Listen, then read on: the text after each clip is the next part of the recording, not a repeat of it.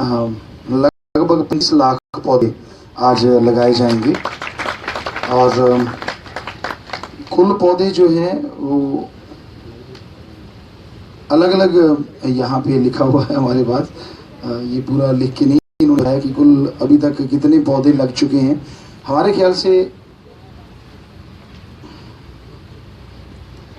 3,83,31,075 पौधे अब तक लग चुके हैं। जी गुरुजी, जन्मदिन की बहुत बहुत बधाई। आपको बहुत बधाई। गुरुजी, कोई नया काम जो शुरू आज से होगा? आज तो नहीं सोचा, लेकिन आगे जो नए काम है वो शुरू करने जा रहे हैं। जिस दिन प्लांटेशन होता है उस दिन एक नया काम जरूर शुरू होता है। अभी कल हम यही सोच रहे थे, कल बैठे कि नया काम शुरू करेंगे। हाँ, उसकी आपके सामने आज ही अनाउंस कर देते, लेकिन सासंगत के सामने जो है वो उस दिन हाथ खड़े करवाएंगे लाखों करोड़ों लोगों का। तो हमने कहा कि जैसे हम विवाह शादी में लेके जाते हैं, पैसे गिफ्ट देते हैं, कि जो गरीब बीमार होते हैं उनके लिए एक फ्रूट की टोकरी और साथ में एक आप पैसे का जैसे शगुन देते हैं, ऐसा पैसा लेके जाया करें ताकि उसका इलाज में उसकी सहायता हो सके। कि सिर्फ पैसे पूछ लेना जाए, बल्कि आपके हाथ में शगुन का एक लिफाफा हो और एक खाने का, अगर कोई गरीब पुअर पर्सन है तो उसके पास खाने के लिए फ्रूट या ड्राई फ्रूट कुछ भी आप लेके जाएं। तो ये एक मुहिम शुरू करने जा रहे हैं। गुरुजी, मैं एक ही पंक्ति मतलब अल्प शब्दों में जी जी कि एक आकार और बगैर विकार, ये रहस्य क्या है? जी, बस वो ईश्वर की कृपा है। हमें लगता है कि हम शुरू से ही राम नाम से जुड़ गए। 5 साल के थे, घर में पवित्र गीता थी, जब आंखें खोली हमारे फादर साहब ने हमें गीता दिखाई। उसके बाद श्री गुरु नानक देव जी की जन्म साखी थी, वो हमने पढ़ी। और दूसरा सबसे बड़ा कारण था कि गुरु शास्त्राम जी महाराज के पास हम 5 साल के ही आगे थे, तो उन्होंने राम नाम सिखाया। और तीसरा कारण था कि हम प्लेयर थे, बहुत रुचि थी गेम में, हर गेम खेलते थे। 30 तो गिनने में है, वैसे हर गेम, क्योंकि लड़के लड़कियां हम लोग एक साथ रहते थे भाई बहन की तरह, और लड़कियों वाली गेम खेलते, लड़कों वाली गेम खेलते, हर गेम में बहुत रुचि थी। तो और खाने में घी बहुत खाया है, रोज का आधा किलो से किलो घी हम तब खाते थे। 5 साल तक तो माँ का दूध पिया और उसके बाद फिर घी ही ज्यादा था, बाकी का तो नाम मात्र था। तो गुरु जी, आपका जीवन आध्यात्मिक, सामाजिक और परोपकार से जुड़ा हुआ है सारा। इस जीवन को आप गुरुजी सारांश रूप में कैसे व्यक्त करेंगे? जी, हमें लगता है कि ये सब ईश्वर की कृपा है। जब बचपन में हम घर में होते थे तो यूं लगता था कि हाँ कुछ करना है, कुछ करना है। कहीं भी कुछ होता, गांव में आग लग गई, कोई गया नहीं, हमने उसमें ट्रैक्टर घुसा दिया तो सारे गांव वाले थे ये तो अकेला बच्चा है, ऐसे कैसे। हालांकि हमारी उम्र उस समय 12-13 साल की थी, तो ट्राली पानी की भर के हमें उससे घुसा दिया। ऐसे होता था कि नहीं, किसी को कुछ होने नहीं देना, कोई बीमार हो जाता गरीब। हमें यहाँ तक याद आता कि 2-3 लोगों की हमने ईश्वर की कृपा से जान बचाने में मदद की, कि उनके बुखार 108-7 था, 15 किलोमीटर दूर मंडी थी, रास्ते में टीले थे, गाड़ी हमारे पास ही होती थी, तो हम आधी रात को भी गए। हालांकि काला कच्चा गिरोह भी हमें मिला, उन्होंने राइफलें वगैरह ली, सामने खड़े हो गए। तो ईश्वर ने कृपा की कि वहाँ से निकल के फिर भी हम हटे नहीं, लगे रहते थे वहाँ गांव में भी हर टाइम। और आज यहाँ आपको पता ही है, कहने की जरूरत नहीं है कि दिन रात यही सोच रहे थे दिमाग में कि पूरे समाज का भला कैसे करें। तो शायद ये इंसानियत के भले के लिए ईश्वर ने एक इंसान बनाया और उसमें इतने टैलेंट भर दिए कि ये बता दिया कि मैं इंसान से क्या क्या करवा सकता हूँ। हर इंसान ऐसा कर सकता है अगर वो मेहनत करे। गुरुजी, आप अन्य लोगों की भलाई के लिए हमेशा तत्पर रहते हैं, कभी मन में ख्याल नहीं आता है गुरुजी की परिवार के साथ थोड़ा उत्सव के लिए भी वक्त निकालें?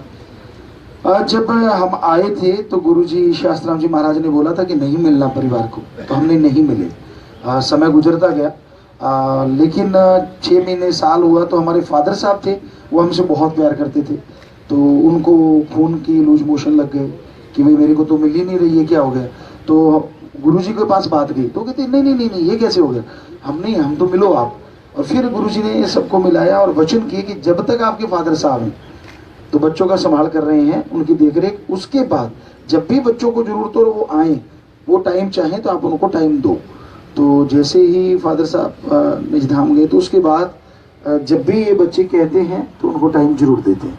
लेकिन ज्यादातर समय जो है वो आप जानते हैं साथ संगत के लिए। इनके साथ भी जाते तो कई बार ये बेटी तो ज्यादातर साथ होती है, तो कहेगी पापा हमें पता है आप हमारे साथ नहीं आए, यहाँ भी कुछ और होगा। तो वहां जाके हम गुरुमंत्र देने लग जाते हैं या कोई भलाई के कार्य करने लग जाते हैं। कहते कहा था ना हमारे लिए सिर्फ टाइम नहीं है हमारा तो नाम है, तो वो वाली बात। लेकिन फिर भी कोशिश करते कि इनको भी टाइम दे।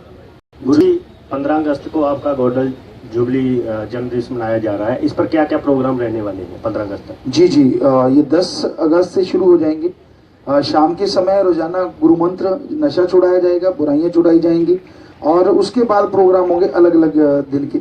वो भी शायद इन्होंने रखा हो यहाँ, तो शायद यहाँ पे नहीं रखा है इन लोगों ने। 7 दिन लगातार प्रोग्राम है और 7 दिन में अलग अलग कल्चर एक्टिविटी है। जैसे किसी दिन पहले दिन शायद ड्रामा है, यहाँ तक हमें याद आ रहा है, क्योंकि और दूसरे दिन एक दिन म्यूजिक है, पूरा गाने वाले लोग भी आएंगे। एक दिन पूरा डांस का है, फिर एक दिन स्टंट का है, एक दिन देसी गेम्स हैं जो गाँव के होते हैं उनको पूरी दुनिया के सामने हमने वो कुछ गेम बहनों के कुछ भाइयों के वो स्टेज पे ही होंगे जो स्टेज पे किए जा सकते हैं। तो इस तरह 7 दिन अलग अलग चीजें होने जा रही हैं। आपको पूरा डिटेल में यहाँ लिखित में दे दिया जाएगा। गुरुजी प्रणाम। जी प्रणाम। गुरुजी आपने अर्धशतक पूरा किया है, आपको बहुत बहुत बधाई हो। जी आपको भी आशीर्वाद। गुरुजी आपने बहुत इस 50 सालों में बहुत अच्छे काम किए मानवता भलाई के लिए, तो आगे क्या प्लानिंग रहेगी आपकी? आगे भी बस यही है कि अभी खेल गांव बन गया है और भगवान ने चाहा तो कोशिश है कि इस इलाके से या पूरे भारत से ओलंपिक के मेडल लोग बच्चे यहाँ से जीत के हैं, क्योंकि एशिया जीत चुके हैं, वर्ल्ड कप जीत चुके हैं, योगा में, थ्रो बॉल में वर्ल्ड कप, और Asia championship roller skating hockey में आप सब लोग जानते हैं आपके सामने। और अब कोशिश ये है कि ओलंपिक में बच्चे मेडल लेके आए। दूसरा कि जितने मानवता भलाई के कार्य हैं उनको और गति दें, कि ज्यादा से ज्यादा लोगों का नशा छुड़ाएं, ज्यादा से ज्यादा लोगों की बुराइयां छुड़ाएं और राम नाम से जोड़ें। गुरुजी यूपी सरकार ने एक ऐतिहासिक फैसला पिछले दिनों लिया है कि जो भिखारी हैं वो भीख नहीं मांगेंगे, अगर कोई मांगेगा तो उनको सजा दी जाएगी। यही अगर नियम पूरे देश में या फिर हरियाणा में लागू हो जाए तो शायद गरीबों का उत्थान हो। और सरकार से आप क्या मांग करते हैं कि उनके भविष्य के लिए क्या कुछ करें? जी बिल्कुल, सरकार के नुमाइंदे अभी आपसे बात की है, विपुल जी आए हुए हैं और वो भी उनसे भी हम कहेंगे, बाकी सबसे कहेंगे कि जरूर ऐसा नियम हो जाना चाहिए कि क्योंकि हमारे धर्मों में जहाँ तक हमने पढ़ा भीख के लिए कोई जगह नहीं है। मांगन मरण समान है, अरे मत कोई मांगो भीख, मांगन से मरना भला, ये सदगुरु की रीत। हमारे धर्मों में ये महापुरुषों के वचन है कि भाई ये रीत है कि हमें कर्म योगी होना चाहिए, चाहे इस दिमागी मेहनत चाहे शारीरिक मेहनत, लेकिन अच्छे कर्म करके खाना चाहिए। तो अगर ये नियम किया गया यूपी में तो उनको बहुत बहुत साधुवाद सीएम साहब को। और यहाँ भी हम सीएम साहब से यही प्रार्थना करेंगे, गुजारिश करेंगे कि वो भी इसे लागू करें और उनके लिए घर और ये खत्म भी हो जाएगा। और लोग भी 12-1 साल की तो बड़े स्टंट कर रही थी, वो रोड पे फ्रंट फ्लिप मार रही थी, बैक फ्लिप मार रही थी, तो तुमने गाड़ी रोकी, बेटी साथ थी, तुमने हमने कहा बेटा ये ऐसे पर तू ऐसे कर, तेरी तो मुझे साथ ले चलते, हम स्कूल में जो आएंगे तो तैयार हो जाओ, हम लेके चलेंगे। तो हमने लोगों को छोड़ा कि हम इनको लेके आओ, लेकिन वो कोई गिरोह है या क्या है राम जाने। इतना टैलेंट उस बच्ची में, इतनी फ्रंट फ्लिप मार रही, भीड़ी सी जगह उनके बीच में फ्रंट फ्लिप मार रही है, फिर बैक फ्लिप मारती जा रही है।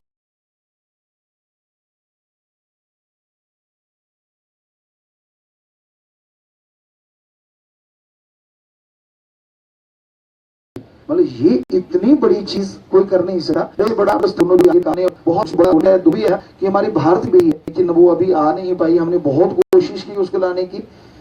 तो अगर ऐसा हो जाएगा तो हमें लगता है ये गिरोह गुरु जो है बढ़ जाएंगे, बच्चे भी मंगवाना या हाथ तोड़ देना, ये चीजें हमें लगा खत्म होंगी और हमारे देश का बहुत विकास होगा।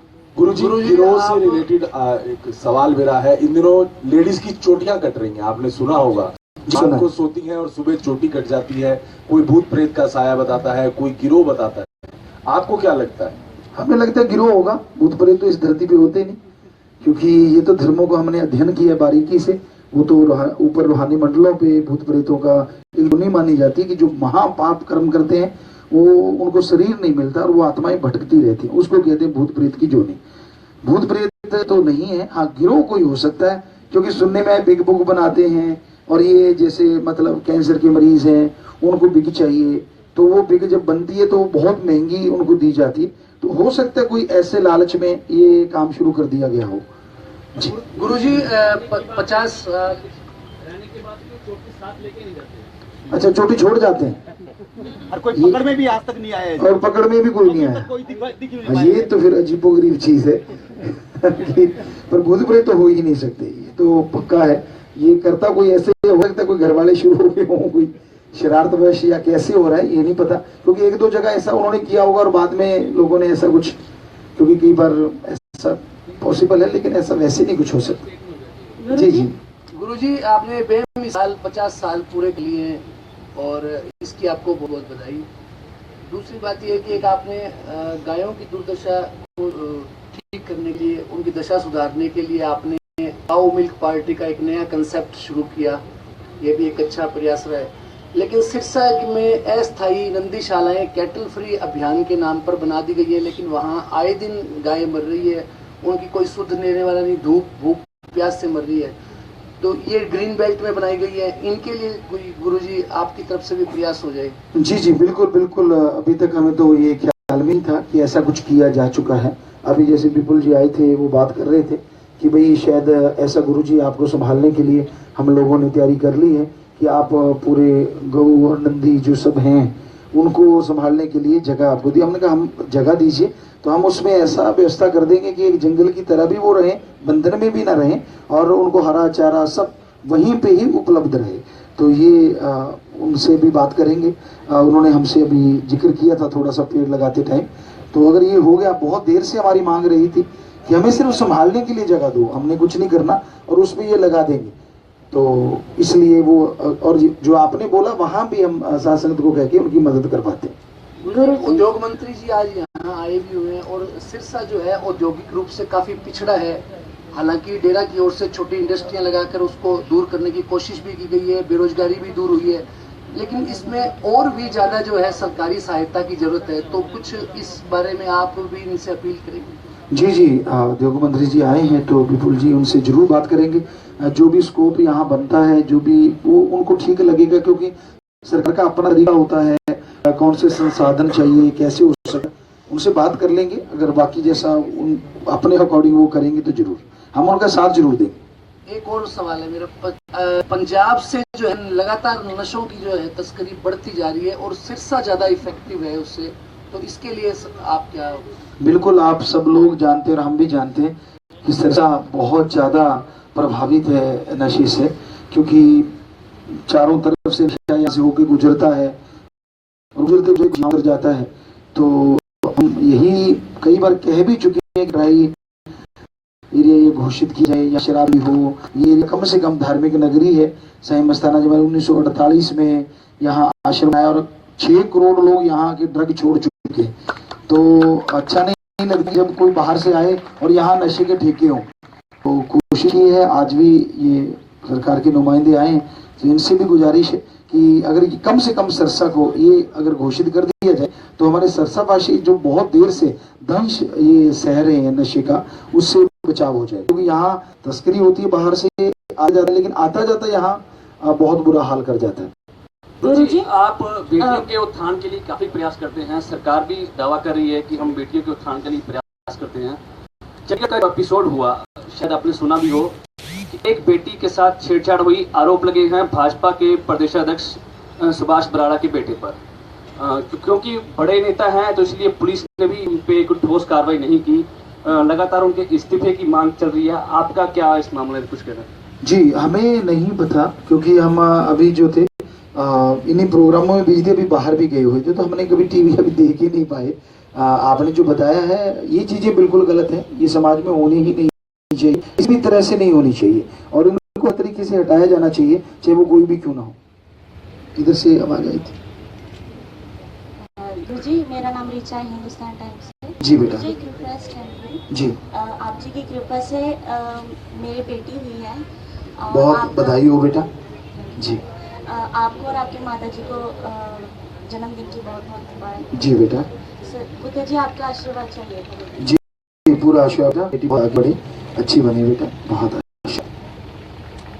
गुरुजी, सिरसा शहर को आपकी जरूरत है। काफी समय से स्वच्छता अभियान सिरसा में नहीं हुआ है, बहुत मैला सिरसा शहर हो रहा है, तो आपकी जरूरत, सभी पत्रकार डिमांड रहे हैं, एक दीजिए सिरसा शहर को साफ करने के लिए। जी, जैसे आपने बोला, 2 बार हालांकि सिरसा में सफाई महाअभियान हो चुका है शायद पहले, लेकिन क्यों नहीं सुधरते।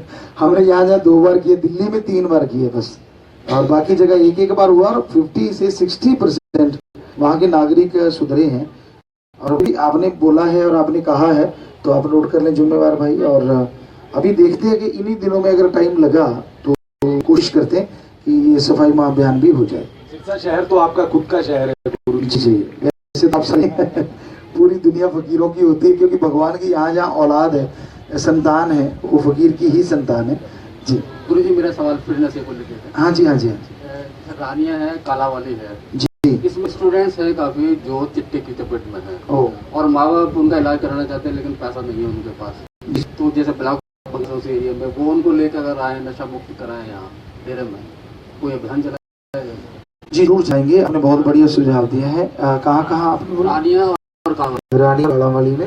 और इससे बड़ी बात है कि इसमें जो स्टूडेंट्स है, लड़कियां जो है, लड़कियां नशे की चपेट में बहुत है। लड़कियाँ, तो उनके माँ बाप जो इलाज नहीं करवा पाते, तो ब्लॉक वालों को बोल के उनको यहाँ लाएं, इलाज भी करवाएंगे, और राम नाम से जुड़ेगा तो नेचुरली विल पावर आने से वो अपने आप ही नशा छोड़ देगी। जी, बस गुरुजी। जी बहुत आशीर्वाद।